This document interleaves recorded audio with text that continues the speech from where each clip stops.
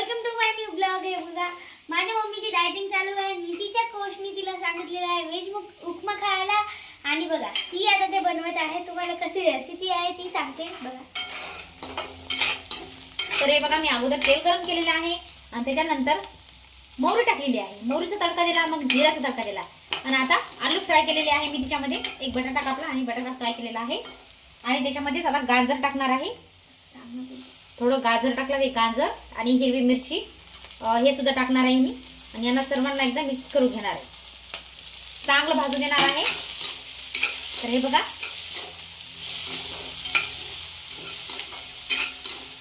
आता एकदम असं फ्राय होत आहे.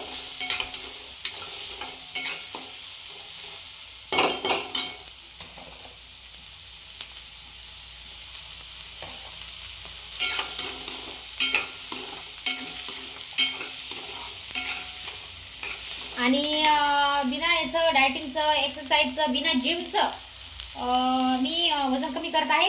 कोणाला जर कमी करायचं असेल तर मला सांगा प्लीज कमेंटमध्ये नक्की. 8 दिवसात तुम्हाला फरक जाणवेल. एका महिन्यामध्ये 5 किलो वजन तर कमी होणारच नक्की. कारण माझं 15 दिवसामध्ये 2 किलो कमी झालेलं आहे. तर तुम्ही मला कमेंटमध्ये नक्की सांगा. ज्याला कोणाला वजन कमी करायचं असेल तर प्लीज मला कमेंटमध्ये सांगा. तर हे आता याच्यामध्ये थोडं मीठ घालते मी.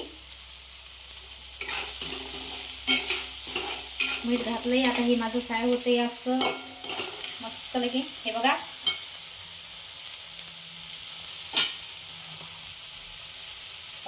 एक मिनिट.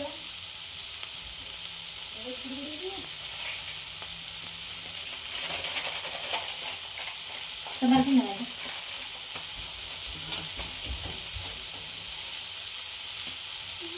तर मी बनवत आहे रव्याचा उपमा. तर हे बघा रवा घेतलेला आहे मी ताटामध्ये प्लेटीमध्ये. एकदम व्हेज उपमा आमच्या कोचने सांगितलेला आहे आम्हाला आज व्हेज उपमा खायचा आहे म्हणून. बस एकच टाइम जेवण आहे आम्हाला रोज दुपारी. एकच टाइम जेवण आहे. सकाळचा नाश्ता त्यांच्याकडे आहे, रात्रीचं जेवण पण त्यांच्याकडेच आहे. तर हे बघा आता याच्यामध्ये रवा टाकणार आहे मी. रवा पण भाजून घेणार आहे, त्याच्यामध्ये फ्राय करणार आहे रव्याला. तर हे बघा आता याला असं फ्राय करून घ्यायचं आहे.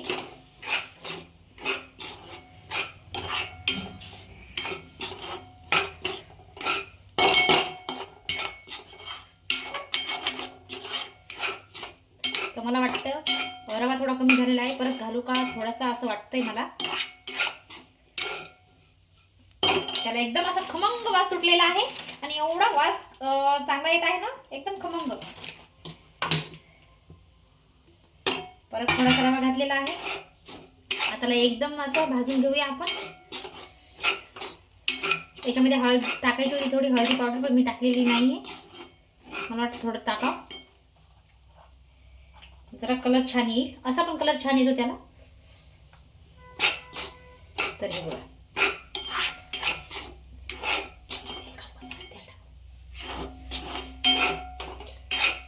तर कोणाकोणाला माझी रेसिपी आवडली ते पण सांगा आणि वजन कोणाला कमी करायचं ते पण नक्की सांगा बरं का.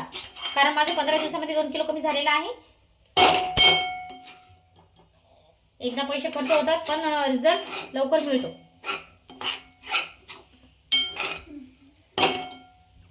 एक मिनिट भाजू द्या थोडा चांगला वाशाला बसवायचा.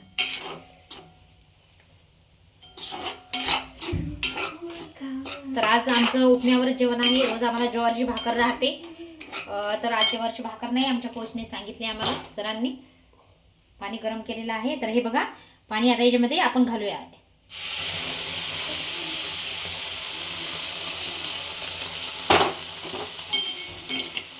तर हे बघा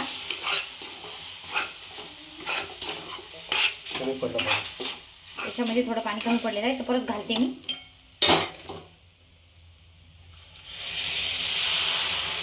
मग मस्त असा चांगला शिजेल आपला उपमा. हेच उपमा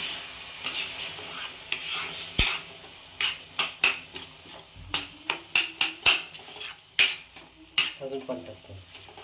मिस्टर माझा परत पाणी घाल थोडं. तर आता मुलं पण खातील थोडासा आणि मिस्टर पण टेस्ट करून बघतील कसं झाला कसा नाही.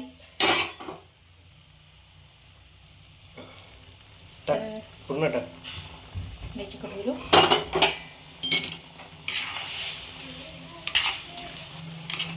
तर हे बघा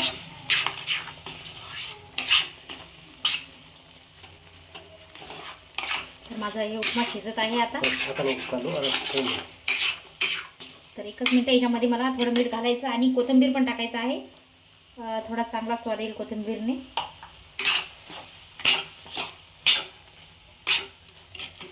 ठेवू का?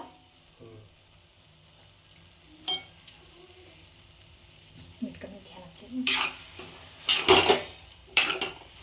तर एक मिनिट मी याच्यावर आता झाकण ठेवते आणि थोड्या वेळात आपला उपमा एकदम तयार होईल.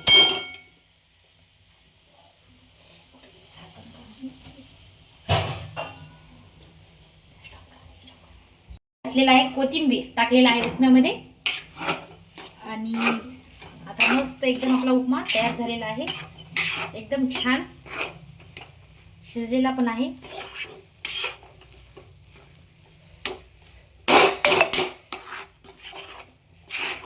मला वाटतं थोडंसं तेल घालावं याच्यामध्ये कारण बस झालं.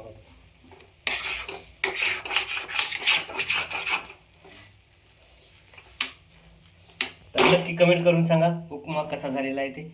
बघा सुंदर झाला, असा लुसलुसीत झाला, एक नंबर, खायला पण चविष्ट झालेला आहे. धन्यवाद.